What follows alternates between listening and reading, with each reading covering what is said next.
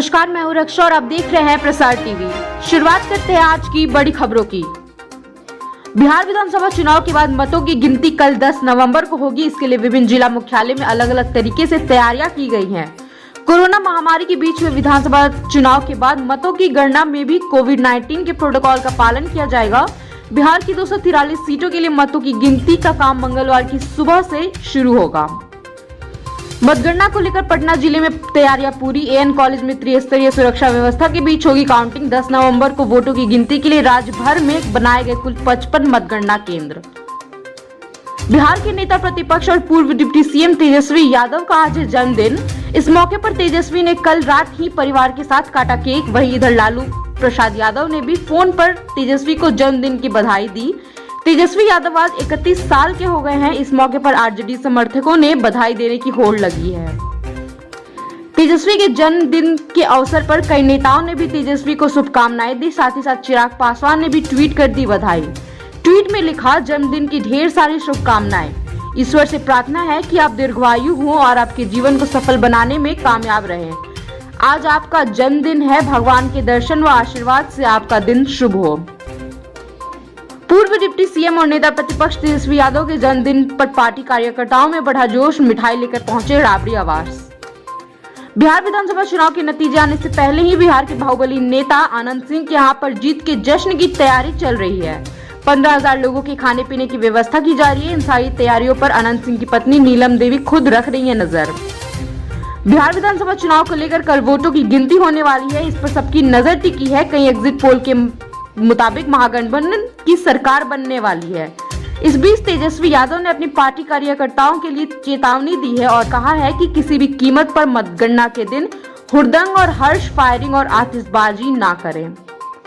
An college में जहां बार और मोकामा की ईवीएम रखी गई है, वहां सीसीटीवी कैमरा बंद था। आरोप है कि 1 घंटे से कैमरा बंद था और इस पर किसी का ध्यान नहीं था। अब सवाल उन दावों को लेकर है जिसमें कहा गया था कि परिंदा भी पर मार नहीं सकता। प्रत्याशियों के आरोप के बाद कैमरा ठीक कराया गया। आरा में बेखौफ अपराधियों ने एक वकील को मारी गोली। बताया जाता है कि वकील कोर्ट से घर जा रहे थे। इस बीच अपराधियों ने उन पर गोली चलाई। गोली लगने से वकील की हालत गंभीर। उन्हें गंभीर अवस्था में अस्पताल में कराया गया भर्ती। मनेर में NH 30 पर महादेव स्थान के पास अचानक आग लगने से एक वेल्डिंग और एक डेकोरेशन की दुकान जलकर राख हो गई। सूचना के बावजूद दमकल लगभग 1 घंटे बाद पहुंची, जिसके कारण घटना से भयावह रूप ले लिया था। अलगली में 2 लाख से अधिक का नुकसान हुआ। अभी भी मनेर थाना में प्राथमिकी दर्ज नहीं कराई गई है। टनुकुप्पा स्टेशन के पास रेल की पटरी में आई दरार। करीब 10 mm की दरार है। जोधपुर, हावड़ा और भुवनेश्वर आनंद विहार टर्मिनल ट्रेन की प्रचालन रोक दिया गया। रेलवे के कर्मचारी पटरी को दुरुस्त कराने में लगे हैं। पटना के राजीव नगर थाना में कारोबारी ने किया सुसाइड। बिजनेस में हो रहे घाटे से काफी परेशान था। कोरोना काल में बिहार विधानसभा चुनाव के सफलतापूर्वक मतदान संपन्न होने के बाद छठ पूजा और दिवाली की तैयारियां शुरू है। रविवार को पटना के डीएम कुमार रवि के साथ पटना के प्रमंडलीय आयुक्त संजय कुमार अग्रवाल ने बैठक की।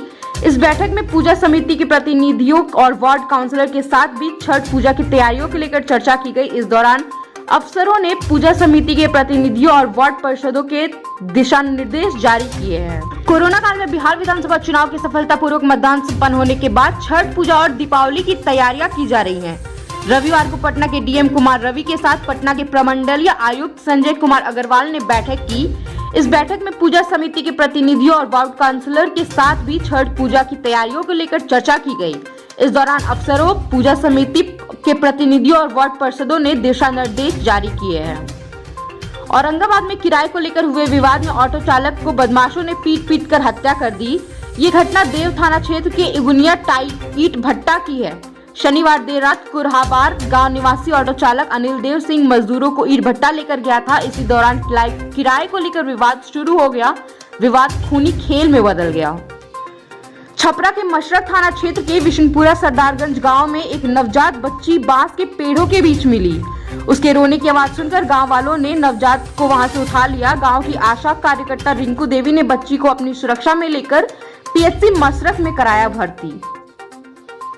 महाराष्ट्र के राज्यपाल भगत सिंह कोश्यारी ने राज्य के गृह मंत्री अनिल देशमुख से रिपब्लिक मीडिया नेटवर्क के editor in chief Arnab Goswami की गिरफ्तारी को लेकर बात की।